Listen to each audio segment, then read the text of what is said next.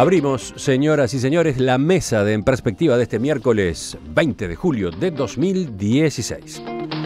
Estamos con Teresa Herrera. Buen día. Buen día, feliz día del amigo para todos. Vino con todo y con boina, además. Ay, con boina porque, claro, me asustaron tanto con el frío. Además, acá boina, el compañerito. violeta, ¿de qué color es esa? Violeta, y el compañerito violeta. de mesa está Estamos feliz. en el mes violeta. Ah, Violeta, claro, apareció claro. la camiseta también. Claro, total. Y los dos 40 compartimos años. camiseta, ¿eh? Los dos 40 compartimos años. camiseta. Gerardo Caetano reivindica su condición de farolero. Bueno, ¿Se dice farolero o no? No. ¿Tuertos? Tuertos, violetas, Violetas. defensoristas. ¿40 años de qué? 40 años nada menos. Fusionados. Fusionados, eso es para algunos. Como toda fusión en Uruguay, aún hay quienes la discuten. La fusión es la de Defensor Sporting. Sporting, ¿Eh? claro. Pero tú sos defensor, punto. Yo soy de Defensor porque jugué en Defensor y además jugué en una etapa muy triste para el país y para mí personalmente, pero que encontré en Defensor un oasis. Y en ese oasis Defensor logró algo realmente muy impresionante, que era por primera vez desde que había fútbol profesional en el Uruguay, que es desde 1932, ganar un campeonato uruguayo. Hasta entonces siempre habían ganado Peñarol y Nacional. 1976. 1976. Y ese es un hecho que quedó marcado en la historia con un signo, con esas señales que marcan los acontecimientos. La vuelta olímpica se dio al revés, se dio hacia la izquierda, lo cual era toda una señal y es un recuerdo imborrable. Yo creo que no solamente para los violetas, sino para buena parte del país que, más allá de banderías, celebró que un chico, que ya no es chico, ganara y diera vuelta a la historia. Vale la pena, ya que estamos, recomendar el libro de Santiago Díaz, que acaba de publicarse sí. y que tiene como su tema, ¿no? Estupendo libro. Ya hablaremos de él otro día como este. Sí, claro que sí. Bueno, pero no terminé con los saludos. Sigo. Rafael Porcecansky, buen día. Buenos días para todos. ¿Con qué camiseta? Negra. Un azul oscuro. Azul oscuro. Este Azul es marino. de los All Black. Anarquista. Digamos, el azul oscuro que es más del color de Sporting, aunque no soy hincha. ¿Sabe quién particularmente tenía la camiseta oscura, netamente oscura en sus orígenes? River Plate. River Plate. Porque River Plate era el cuadro de la dársena, era el cuadro del de la puerto. aduana. Y era el cuadro de los obreros anarquistas de los servicios portuarios. Entonces el color negro era el color anarquista. Después se fueron al Prado y cambiaron su color. Y por último, Guillermo Fossati, buen día. Buen día a todos, yo Nacional. Bolso total. Bolso. Y por lo tanto, en este momento, ¿qué? Feliz porque viene la reforma y mejoramiento del estadio, por ejemplo. De pronto, capaz que también, en cierta medida, presionados por el otro estadio, por el estadio de Peñarol, se veían obligados a la renovación. Nos Una mala obligan a salir como la murga, Con ¿no? una mala noticia, que se le fue el mejor jugador. Ah, sí. Sí, pero también Peñarol, viste dónde fue a colocar el estadio y los problemas generales tremendos que está teniendo. Terrible. O sea, la decisión de su ubicación. Terrible. Pero hablando del puazo que te tiraba Gerardo, ¿sufriste la ida del Diente López? No. Ah. Nacional se levanta igual. Los hombres pasan, las instituciones quedan A veces maltrechas. Completada ya esta tertulia futbolera improvisada con la que abrimos la conversación de hoy, pasamos al primer punto del menú. Y salimos para eso de nuestro país. Vamos a hablar de política, pero en Estados Unidos. The chair announces that Donald J. Trump, having received a majority of these votes entitled to be cast at the convention, has been selected as the Republican Party nominee. Ese era el momento en que Paul Ryan, presidente de la Convención Nacional Republicana, proclamaba ayer a Donald Trump como candidato del partido a las elecciones presidenciales de Estados Unidos. Ayer, en Cleveland, Ohio. La votación estuvo marcada por la polémica el día anterior, cuando los sectores republicanos opositores a Trump protestaron con fuerza contra los dirigentes que pretendían conseguir una aprobación de su candidatura sin votación. Ese fue todo un episodio. Pero además, La presentación ante el público de la esposa del empresario, Melania Trump, quedó envuelta en la controversia ya que varios pasajes de su alocución se parecían mucho al discurso que dio Michelle Obama durante la convención del Partido Demócrata del año 2008, también en ese caso apoyando a su esposo. A raíz de la proclamación, ahora concretada oficialmente, de Donald Trump, ayer varios de ustedes proponían un ejercicio, imaginar cómo sería un gobierno encabezado por este hombre. A ver, ¿por qué lado quieren llevar la discusión? ¿Quién larga? A ver, dale tú, Gerardo. ¿Eras tú el de la idea? Bueno, tirá un puntapié inicial. Dije puntapié, eso es cortito. Inicial. Acordate lo de puntapié inicial. Cortito. El puntapié inicial, viene bien. Supongo que habrás dado algún puntapié inicial en el césped, ¿o no? Muchos, porque jugaba de centro delantero. Por además. eso, entonces, ¿Para adelante o para atrás? Siempre, el costado. Siempre para adelante. Bueno, dale. Hay que ver el sistema político norteamericano, cómo se mueve. El sistema político norteamericano es un sistema que pendula. Digamos, hay un ciclo a la derecha y hay un ciclo a la izquierda. Estamos claramente en un ciclo a la derecha. Eso no solamente se ve en el Partido Republicano, también se ve en el Partido Demócrata. Hoy, por ejemplo, una candidatura como la de Obama, que es una candidatura liberal, a pesar de que Obama no es un liberal de izquierda, en los Estados Unidos es mucho más negociador, pero es concebido como un liberal. Yo he visto norteamericanos que lo llaman comunista, Lenin, Lenin norteamericano y otras cosas. Lo que ocurre es que este viraje hacia la derecha traspasó los diques, digamos, del Tea Party republicano. Fue más allá de la derecha dura norteamericana, que incluso en los últimos años había amenazado con romper al partido. Ahora, estos ciclos de cambios concretamente que supondrían o darían a entender que en este momento los republicanos serían los ganadores en el sentido de que se suelen cambiar en el poder a pesar de todo lo que estaremos desarrollando, digo, pero teóricamente y conceptualmente, mirando en retrospectiva, habría un cambio porque la gente lo pide y los republicanos tendrían una chance. Claro, lo que ocurre es que el elemento número uno que hoy está pesando en los Estados Unidos, y no solamente en los Estados Unidos, es el anti-establishment. No es la suma de los descontentos, es una visión generalizada en los electorados contraria a los establishment.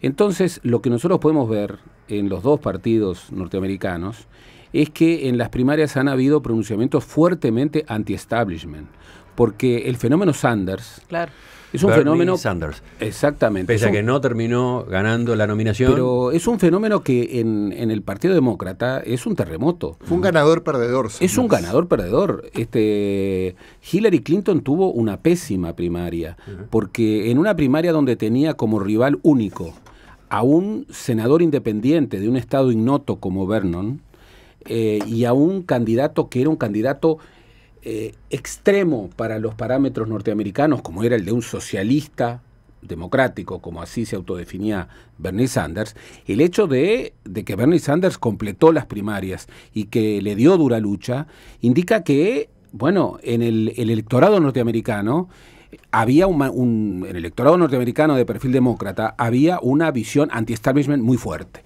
Lo mismo ocurrió en el Partido Republicano. En el Partido Republicano había candidatos que incluso uno podría decir estaban a la derecha de Donald Trump.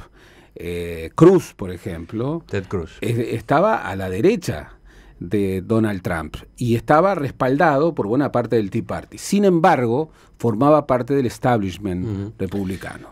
Eso que dice Gerardo me parece muy importante, porque a veces quizás hay una lectura errónea en cuanto a que Trump sería la opción de más, digamos, más en la extrema derecha que hubiera ganado entre los republicanos. Eso no es correcto. Si ayer yo estaba comparando la postura de justamente Ted Cruz con Donald Trump en una diversidad de aspectos. Y les aseguro, por ejemplo, en los religiosos, donde Cruz es mucho más religioso que Trump, el conservadurismo de Cruz es mucho mayor al de Trump. Entonces, y yo quería recordar, la semana pasada, en mi telegrama, yo dije que, digamos, se acababa de demostrar que la guerra en Irak había sido inventada la cuestión de las armas químicas.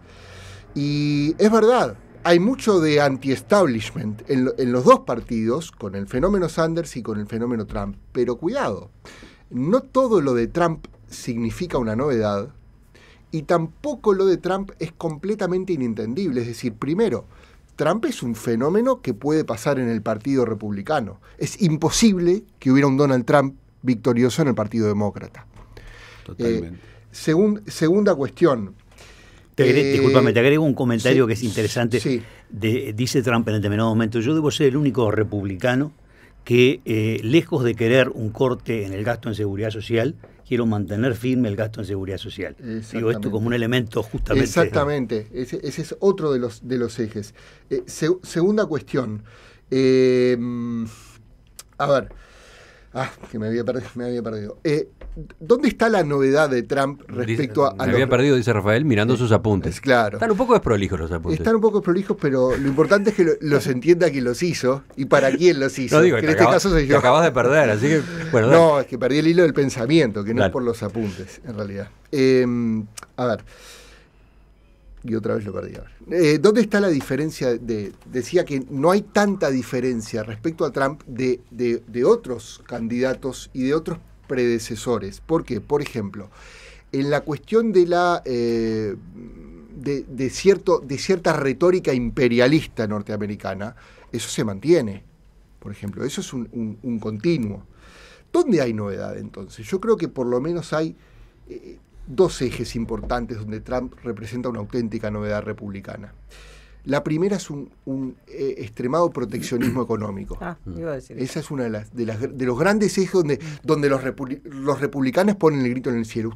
Un solo ejemplo para esto. ¿Ustedes recuerdan que cuando se hablaba del Tratado de Libre Comercio, el TLC, Uruguay, Estados Unidos decían, aprovechemos ahora que está George W. Bush en la presidencia? Uh-huh. Es decir, se creía que el fast track iba a funcionar con los republicanos en el poder, pero que con los demócratas iba a haber una cuestión más proteccionista. Es decir, muchos republicanos pusieron el grito en el cielo con esta cuestión de Trump de volver a cerrar las fronteras a nivel económico. Eso es un eje.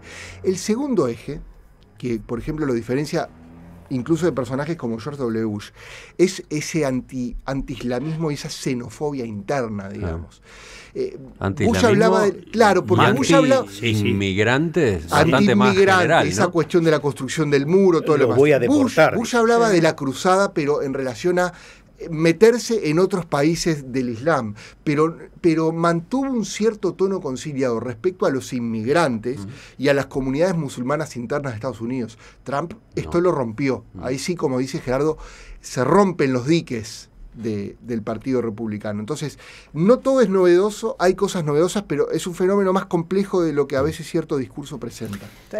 ¿Cómo seguimos? Porque la idea era ver qué pasaría con Trump en el gobierno. Creo que estos elementos que ustedes acaban de volcar nos van preparando, pero sigue Teresa ahora. Sí, yo creo que la imagen o la iconografía más clara de Trump en el gobierno es la imagen de esa especie de custodia espontánea, entre comillas, ahí en la convención en Ohio, de esos señores vestidos, camuflados, con unas armas gigantescas, que eran todos civiles y que habían ido, porque en Ohio uno puede tener la libre portación de armas, no solo la libre compra de armas, y la libre portación de armas de guerra, ¿no? Porque lo que tenían en la mano no eran ni revólveres ni pistolas, eran unas cosas gigantescas. A mí esa iconografía me quedó grabada, ¿no? Porque yo dije, bueno, ¿esto es el futuro de Estados Unidos? ¿Esto es este señor que tiene este discurso totalmente, que digo, sí, comparto, justamente tiene lo del proteccionismo, ¿no? Desde el punto de vista económico, tiene la xenofobia, y bueno, y esa cosa de las armas, más allá de que él dice que está un poco a favor del control de armas, porque claro, hoy en Estados Unidos, ¿quién puede decir también que no está? Pero igual tiene unos compañeros republicanos que no lo votan en el Parlamento ni por casualidad el control de armas. Pero él no es un férreo aliado de la asociación del rifle, ¿no? No, decir rifle no, pero tú fíjate esa imagen, ¿no? Digo, a mí me quedó como grabada, soy muy iconográfica, a mí me quedó muy grabada esa imagen de toda esa serie de tipos así con las armas puestas, y pensé entonces en que de alguna manera eso era el símbolo de lo que puede ser el futuro de un gobierno de Trump.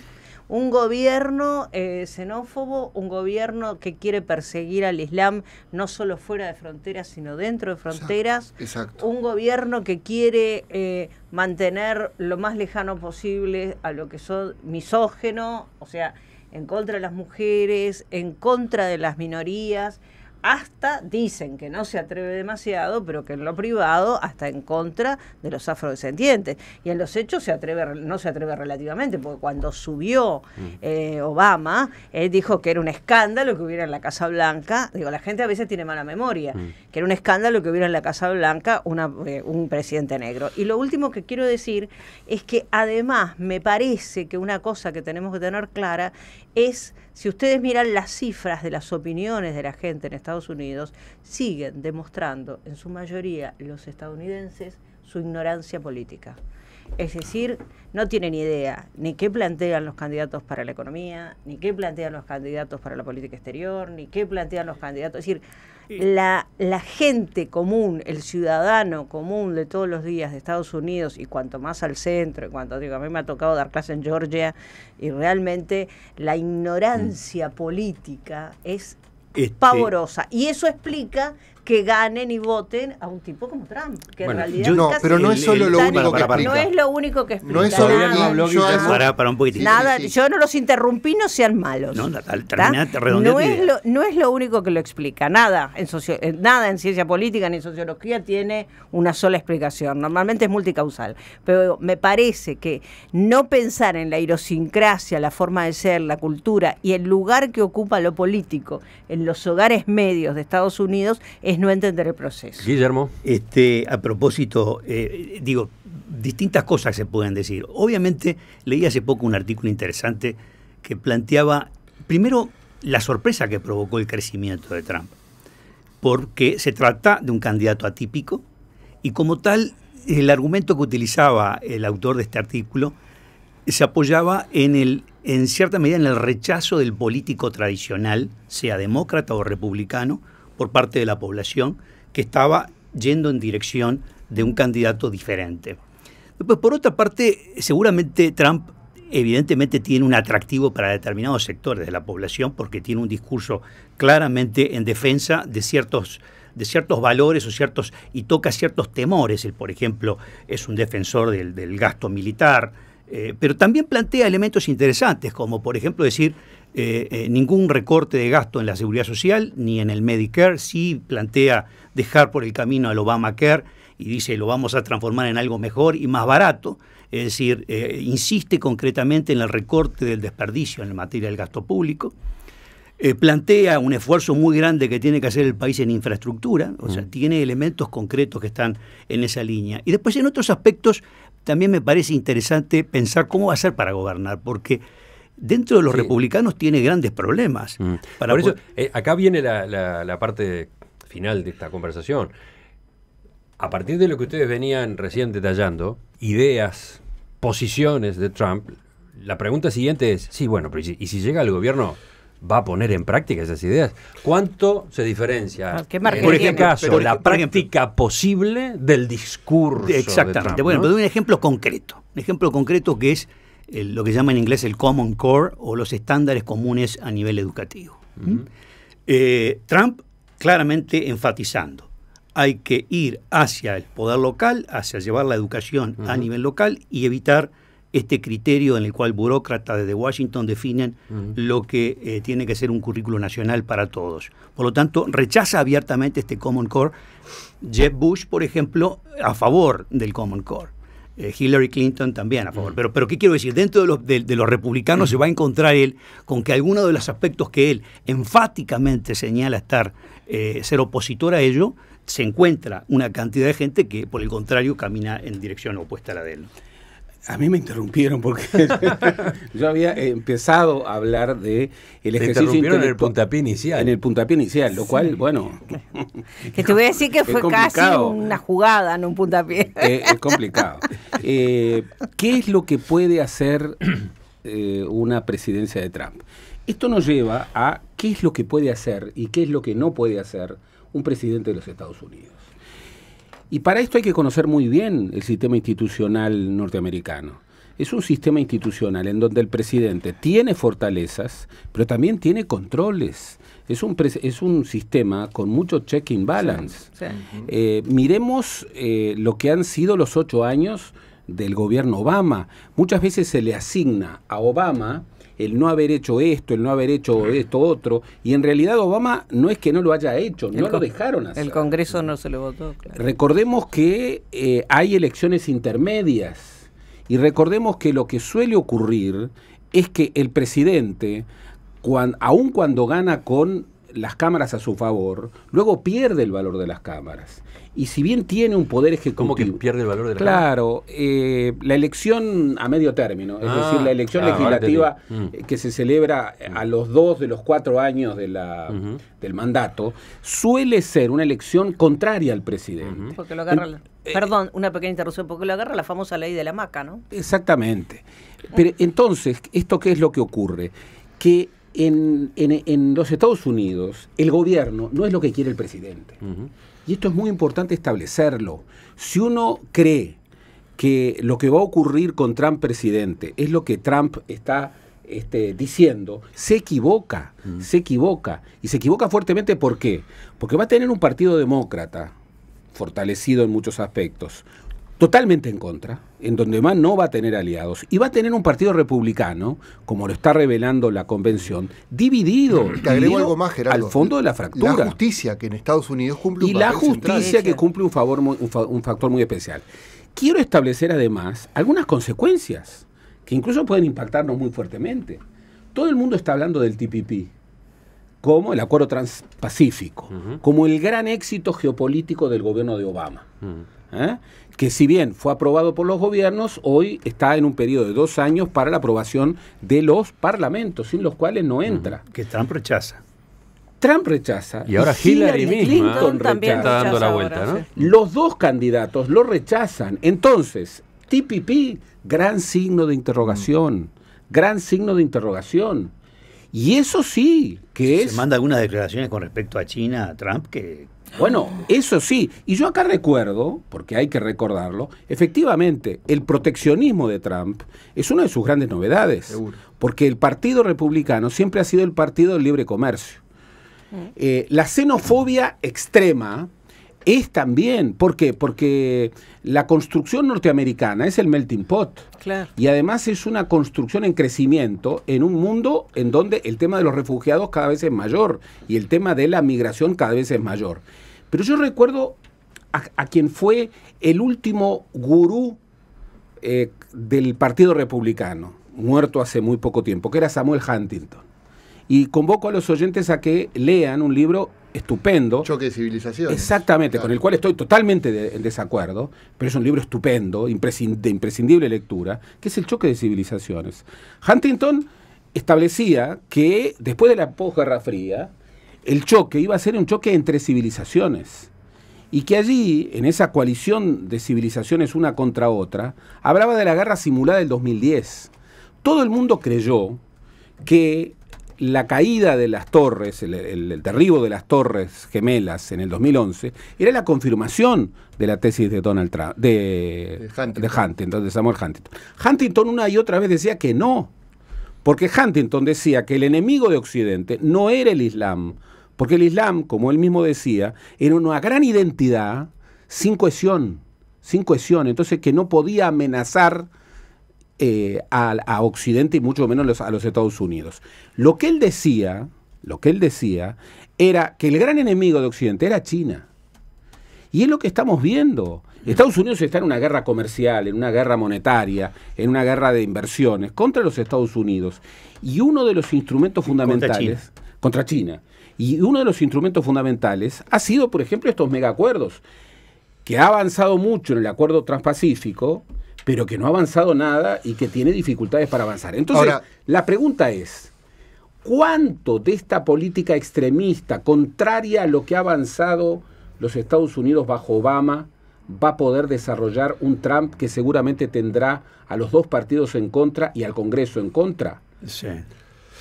Perdón, que había una cosita, Teresa. Pero vamos por orden, ¿no? Dale, dale. Gracias. Yo sé, Seré breve. Voy a considerar Romina tiene el reloj de arena. Sí. No tiene que marcarle los tiempos. Vamos a empezar a medir Debo los tiempos. tener a mi Vamos a edad. empezar a medir los tiempos como han pedido en otras mesas. Hay que decir algo muy claro. Trump no es lo mismo ganar una interna, como nos pasa acá en Uruguay, que ganar la elección general. La estrategia de Trump, bajo quién ganó este discurso, apuntó a quién, a los perdedores de la globalización en Norteamérica. ¿Quiénes son? Son blancos, perdedores de la globalización de los dos frentes, de la inmigración por un lado, globalización es inmigración, y por otro lado es integración económica. ¿Quiénes perdieron?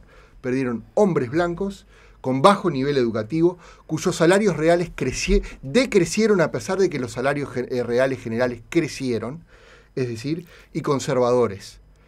Ahora, eso puede ser muy exitoso para apelar para ganar una elección interna en el marco del Partido Republicano. Es una estrategia que está condenada al fracaso para ganar una elección general. Es decir, por eso el ejercicio de imaginar a Trump presidente, primer lugar, es muy difícil de hacerlo, porque Trump va a tener necesariamente que ampliar su base electoral. Y el tiempo para que vengan las elecciones generales es muy corto y va a ser muy difícil que amplíe esa base electoral. Pero promedialmente están en 2.7, no llega a 3 puntos porcentuales de distancia con Hillary. Más allá de los puntos, llegado el momento, yo no, o sea, de pronto tendré que venir y decir, me equivoqué feo. Pero para mí, la victoria de Hillary Clinton tiene que hacer pero muy mal las cosas para no tenerla. Yo estoy de acuerdo. Yo estoy de acuerdo. Yo estoy de acuerdo. Y lo deseo. No, por supuesto. Claro. Otra intervención de Teresa y cerramos. Yo creo que realmente hay cosas que no son nuevas en Estados Unidos. Y a mí me parece que lo que logra, por eso empezaba con esto de la iconografía de las armas, lo que logra Donald Trump, y que no sé, depende cómo se maneje, por supuesto yo también deseo que gane Hillary Clinton, es el tema del enemigo, el enemigo único, el enemigo externo, que ahora resulta que cruzó la frontera.